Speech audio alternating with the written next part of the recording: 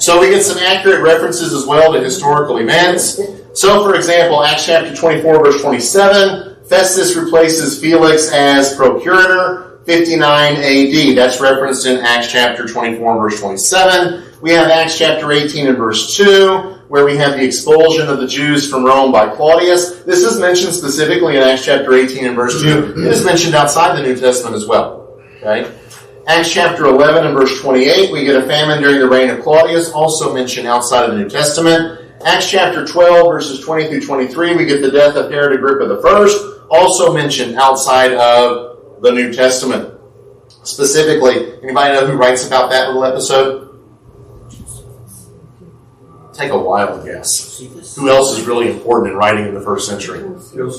Josephus does. Okay, so Josephus talks about the death of Herod Agrippa I. Matthew chapter 14, verses 1 through 12, we get the murder of John the Baptist by Herod Antipas, also mentioned outside of the New Testament. Okay, so we get accurate references to historical events. By the way, I might just point out that a lot of these are in the book of Acts. A lot of these are in the book of Luke. Okay, Luke is a very good historian. Okay, there are some details in Luke's writings that have not been confirmed outside of the New Testament. But when we see how many things are confirmed outside of the New Testament, it lends a great deal of credence to the fact that those details that maybe are not yet completely well understood are also going to be accurate. Okay? If someone is accurate in all the things we can verify, chances are they're going to be accurate even in the things we're not able to verify yet. Okay? Not able to verify yet. Alright, so our next topic this evening is archaeology and evidences. I need to end that slideshow. I'm looking over there. The lights are flickering, but I'm looking over there and we're still good. So we're not seeing the ceiling up there anymore. Everybody got the papers, yes? Good. Alright, so let me get to the right one. There we go. We're not going to start at the end of it. We're going to start at the beginning of it. There we go. All right. So archaeology and evidences. All right. So what is archaeology? Archaeology is defined, according to worldhistory.org, as the study of the culture and history of past peoples and their societies by uncovering and studying their material remains, i.e. their tools, their ruins, and their pottery. Archaeology and history are different subjects but have things in common and constantly work with each other. Archaeology isn't just carried out in the biblical world. I personally have seen archaeologists working in Europe. I've seen them working in Jamestown, Virginia. Most recently at one of the Spanish missions in San Antonio, Texas. We were down there in the summer, and one of the museums or the National Park Service was starting an archaeological dig at one of the Spanish missions, and I went up and did what I do, and it always embarrasses my kids, is I go up and I talk to strangers about what they're doing, because it's interesting to me. My kids are mortified when I do that. Don't bother them, leave them alone, they're doing something important. They're digging in the ground, and everything that's been in there has been in there for hundreds of years. It'll last another 5 minutes while I ask what they're doing. Okay? Archaeology is a worldwide phenomenon. Okay? It's being carried out everywhere in the world. Important for us is biblical archaeology. Okay, it's not important to us what they're doing in Jamestown or Europe. Well, it's parts of Europe, yes, and what they're doing in San Antonio. But important for us is biblical archaeology. So let's talk about the testimony of biblical archaeology. Modern archaeologists have been active now for well over 100 years. I say modern archaeologists as opposed to previous archaeologists. As opposed to archaeologists like Indiana Jones. Okay? I mean, alright, the stories of Indiana Jones are all kind of fanciful, but the character of Indiana Jones, not so much. Okay? The idea of going and getting really neat artifacts and squirreling them away somewhere else, okay, that's old archaeology. That's what was going on for a while before modern archaeology came into play. But modern archaeologists have modern scientific methods. Their goal is not to discover treasure, at least not from the standpoint of getting personally wealthy from it. Their goal is knowledge. Okay? So, when we look at biblical archaeology, we should also note that discoveries can be subject to varying degrees of interpretation. This is important, okay? Discoveries can be subject to varying degrees of interpretation. That means that not all biblical archaeologists agree on all of the things that others would say. Not all biblical archaeologists would agree with some of the things I'm going to say in class tonight and probably Sunday as well. All right? It's not unusual for archaeologists to disagree among themselves. It is not a unified topic. It's a lot like historians. Historians disagree among themselves all the time. It's not unlike doctors. Doctors disagree among themselves also from time to time, don't they? Deciding what's the best course of action when someone's sick. So nothing unusual here. It's what we see everywhere else. Archaeology or biblical archaeology is a fresh field in that new discoveries are being brought to light and the numerous excavations being carried out in the Bible lands. And we're going to look at some of those in this class. These are not all discoveries of last century. They're not all discoveries that date back to pre-World War II. There are still discoveries being made today, and they are significant discoveries. Okay? So, pull up this chart. Lack of agreement among archaeologists, lack of corroboration between discovered remains and the biblical record do not equal inaccuracy of the Bible. Okay? Just because the archaeologists disagree among themselves does not mean the Bible is inaccurate. Just because we don't have corroboration between what we have discovered and the biblical record does not mean the Bible is inaccurate. In this particular case, the lack of evidence is not evidence, is it? Right? No. Lack of evidence is not evidence against the Bible. Remember the Hittites? No one knows who these people are before the early 1900s, and yet the Bible talks about them quite a bit. So skeptics say, well, the Bible talks about some people that didn't exist. It's like talking about leprechauns, right? Okay? That kind of thing. Well, now we have found the Hittites. And so those who would have said that the Bible was inaccurate because of the Hittites, the same danger is here. Just because we don't see an exact corroboration or even any corroboration doesn't mean the Bible is inaccurate. All right. So, many of the discoveries made in biblical archaeology illuminate the Bible record and the biblical world. They're not always direct. Sometimes they are simply giving us an overall picture. Some of them, however, do testify directly to biblical accuracy. We'll look at some of those in this class, or in this subject. But many of the archaeological finds that are found really just kind of illuminate that world of the Bible. Okay? It allows us to peek in. How many of you all have had the class that I teach on the cultural world of the Bible? Raise your hand if you taught that, if you've been in that class. Some of you all have been. Okay? We talk about the cultural world of the Bible. The idea there is to understand the Bible better when we understand its setting. Okay? Well, archaeology helps us understand the setting of the Bible. It helps us to understand that world that the Bible comes from. All right, Nelson Gluck said this. He said, he's an archaeologist, by the way, or was. He's dead now. Says it may be stated categorically that no archaeological discovery has ever controverted a biblical reference. Now, I will tell you there are archaeologists that disagree with that. But this is the testimony of this archaeologist, okay? That there's no discovery that has controverted a biblical reference or contradicted, if I say it that way. Another quote, also from the same man, the almost incredibly accurate historical memory of the Bible, and particularly so when it is fortified by archaeological fact. In other words, what he's saying is the Bible gets it right when it talks about history, and then it's fortified by what we find under the ground. It's fortified by what we find in archaeology. All right, another quote. This is from W.F. Albright. He says, the excessive skepticism shown toward the Bible by important historical schools of the 18th and 19th centuries, certain phases of which still appear periodically, has been progressively discredited. Discovery after discovery has established the accuracy of innumerable details and has brought increased recognition to the value of the Bible as a source of history. Okay, so again, archaeology is demonstrating that the Bible is accurate. Now, I think we're going to get to it in just a minute, but I want to just throw this out there for now. That does not mean that archaeology proves the Bible. It's not the same. Okay? Archaeology doesn't prove the Bible. Archaeology fortifies our understanding of the Bible, fortifies some facts, and some people that are found in the Bible. Okay? All right, another quote. This is from John W. Montgomery.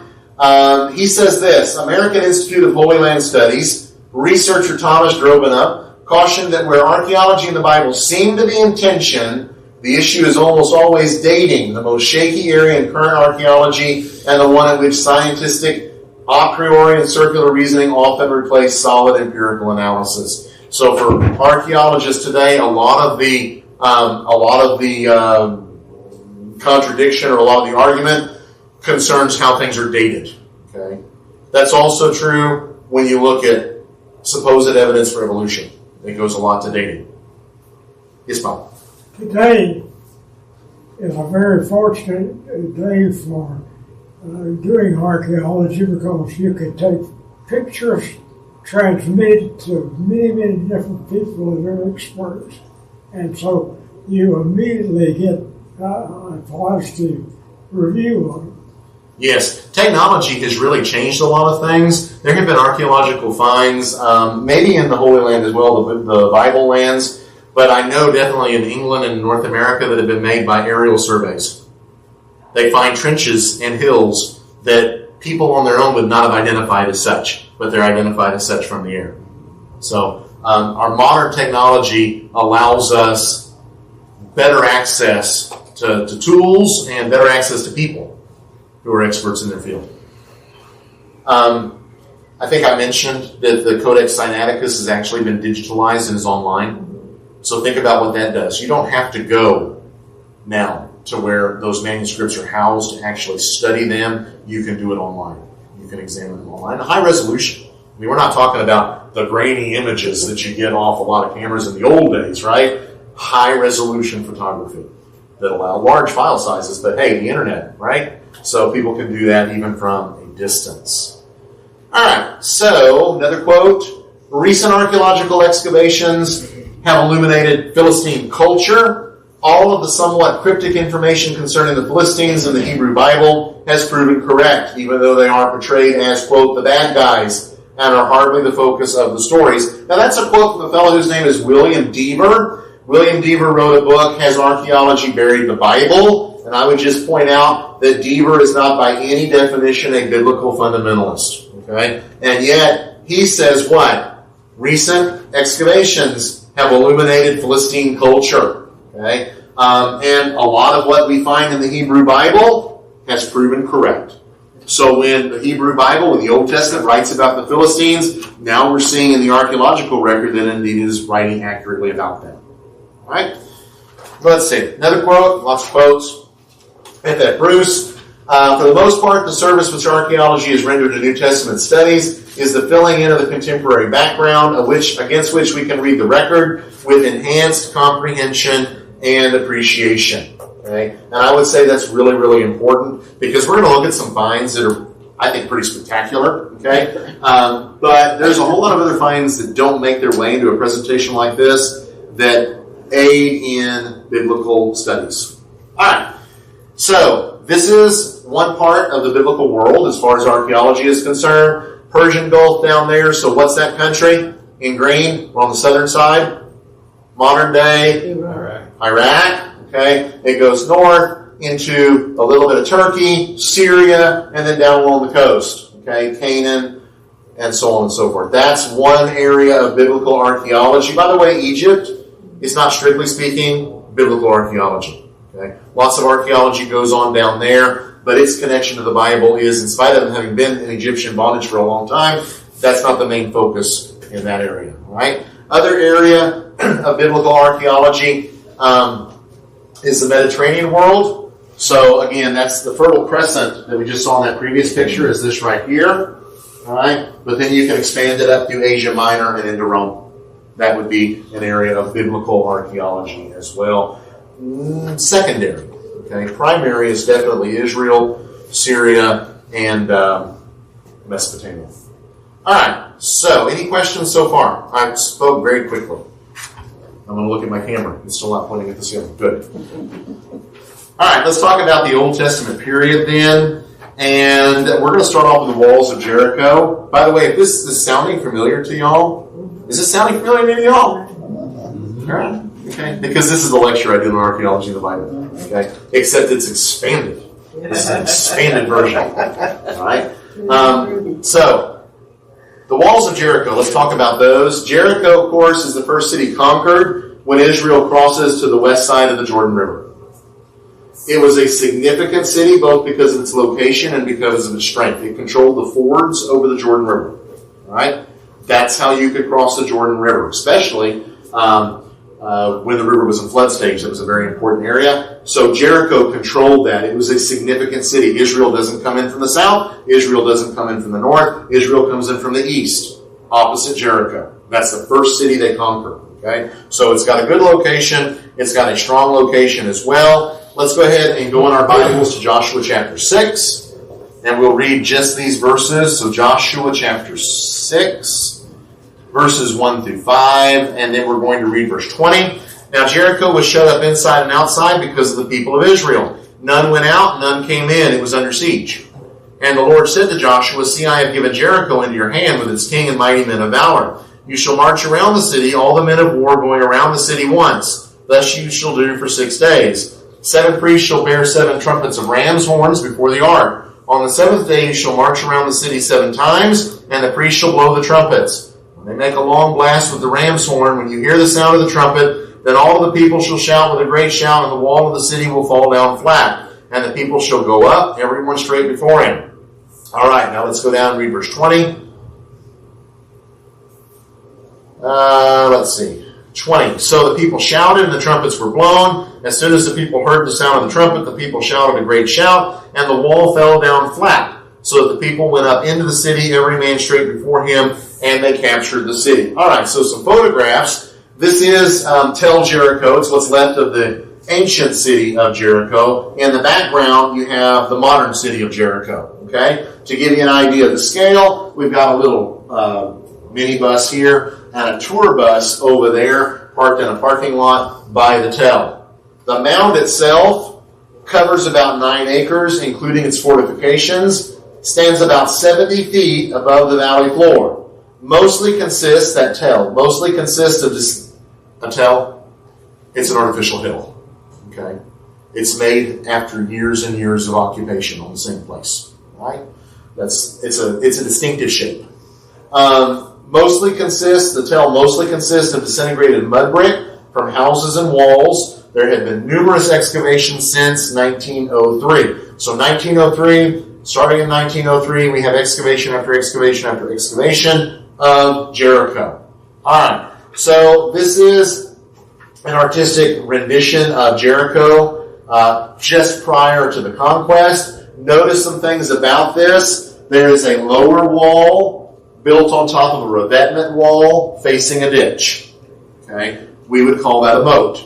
Technically, a moat's going to have water in it. This doesn't. It's a dry ditch. So you have the ditch, you have a revetment wall, you have the lower wall built on top of that, you have the outer end of the city, then you have the upper wall, which is here. So basically, when we talk about Jericho being a well-fortified city, it has 2 walls, plus it's built on an artificial wall, that revetment hill, if you will, and it's got a ditch below that, which means anyone attacking is going to be attacking which way? Uphill. Uphill. All right? Those of you that have studied or even lived military tactics know attacking uphill is much harder than attacking downhill. All right? So anybody that's going to take Jericho is going to have to attack uphill against these defensive positions. This is another chart that was done. It's by a fellow whose name is Chris J. Udd, I think is how he pronounces that name. It gives us an idea of the scale. Okay, because that previous picture doesn't really give us an idea. So you've got, I like how I drew over here the people, and the priests carrying the Ark of the Covenant, they're over here. You have the stone retaining wall, that's that revetment wall that we talked about. It's 12 feet high. On top of that is a mud brick wall that's 25 feet high. And then inside the interior of the city, you've got yet another wall that was also probably about 25 feet tall. So that top wall, people on that top wall, even though you got houses in between, they're able to see down to that bottom wall. Okay? And think about people that are about 5 feet tall, 6 feet tall. They're facing a wall that's 12 feet, plus another wall on top of that of 25 feet. Formidable fortifications. Jericho, by the way, is one of the oldest occupied cities in the world. Probably because of its location. Probably because its defenses allowed it to remain on its own for a long time. Alright, so very formidable fortifications. God's battle plan is what? got this. That's basically his plan. I got this. You walk around once a day for 6 days, blow the trumpets. On the 7th day, you blow it 7 times. Everybody yell real loud, and I got this. All right? From a military standpoint, ludicrous, right? You can picture the people in Jericho. Oh, here they come again, marching around the walls. Okay? All right. So that's what they're going to be up against. So what happens? What do the scriptures say? It says the walls fell down flat. All right? So what do we find when we dig up Jericho? Well, this is the stone retaining wall. That's the stone retaining wall right there. Okay? You pull up another picture. We also have the stone retaining wall there. Now we have the mud brick collapse in front of the retaining wall. That's what all this is. Okay? That's what all that is. That isn't just dirt. That's the remains of mud bricks that have collapsed down below the wall. Okay? Remember I said, most of Tel Jericho is comprised of mud brick debris, okay, from the houses and walls. So you got the stone wall, then you got all this mud brick there. To give an idea of the scale, this is that collapse again in front of the retaining wall. There's your retaining wall, there's the mud brick, and it's been excavated. That's what those holes are all about. Now you got some people up there that are standing on basically now the remains of mud brick. See their size as opposed to the size of the stone wall and all of this mud brick that has now filled it in. All right, so let's go back to this. All right, so remember, the walls of Jericho fall flat. What walls? Not the stone retaining wall. This wall. So this wall falls flat. What does it do? Falls down on top of the other. It makes a hill. It makes a natural approach then up. Yeah. Okay? So now, that retaining wall is no big deal because now we've got a ramp to go up there. Mm-hmm. Don't picture these guys standing right outside the wall when it happens. All right? That's just for scale. The wall falls. Now you've got a way up into the city. All right? And by the way, what about that one? Think it falls too? Yeah. Avalanche. Absolutely. They both fall. All right? And the city is then exposed. All right, so let me go back up.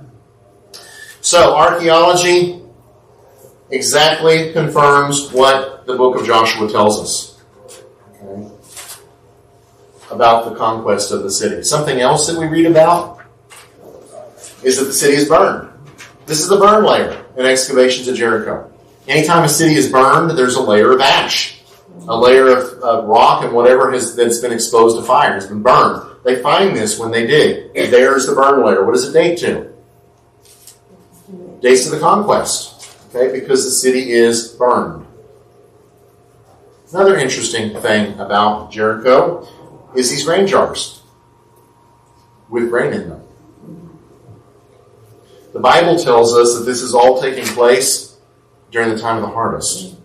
So there would have been a great deal of grain in the city. What's also interesting is it tells us that the people are not starved to death. If you've got a new harvest of grain and you've got access to water, you can last a long time in a siege. When the city falls, there's still lots of grain there. So it's not a result of a long siege. The third thing it tells us, I'm waiting to see if anybody will know this one. What does it also tell us? You're an ancient...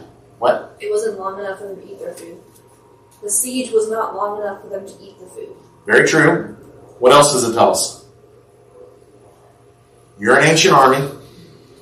The U.S. government has not supplied you with sea rations or meals ready to eat. You didn't take them. They didn't take the spoils of the city. You live off the land. So when you conquer a city, you take whatever is edible in the city and that's yours. And that's what you eat. The Israelites didn't do it. They didn't take the grain. Why not? God told them not to. God told them not to, and we know one fellow who disobeyed, and what happened to him? Taken, right? Okay? He disobeyed, he's punished. He and his entire household is punished, all right? So we get confirmation in the archaeological record of what Joshua is telling us about the siege and the conquest of the city of Jericho. Okay? This is, when you find things like this in the archaeological record, you take note. Because this is unusual that it would just be left there because people are taking anything of value. Food is valuable because you're living off the land. Right? That's Jericho. Any questions about Jericho before we move on? Nope. Okay. Now let's talk about the Amarna letters. How many of y'all remember this from the lecture? Okay, some of y'all do. You may remember more as we talk about it. The Amarna letters are an archive on clay tablets. They're primarily diplomatic letters between Egypt and other rulers, including Canaan. Okay? So it's basically correspondence. You've got letters going between Egypt and other rulers and also Canaan. So you've got all these city-states in Canaan, and the Egyptians are writing them letters, and they're writing them letters. We're not the first people to do this, right? The difference is we have the hotline, right, between, well, we used to anyway, I guess we still do, between Washington, D.C. and Moscow, where you can pick up the phone and call whoever's running the country and say, hey, we got a problem. Well, in the ancient world, you wrote letters, and they were sent to whoever you were sending a message to. Okay, so the Amarna letters are this archive on these clay tablets. These tablets date to 1350 to 1330 BC. So it's a very narrow time frame. 1350 to 1330 BC. 382 of them are known. That is, 382 of them have been excavated and have been pegged to be among the Amarna letters. All right? They are housed today in various museums around the world. There's one in London, or there's a museum, the British Museum has some. The museum in Berlin has some. The museum in Paris has some.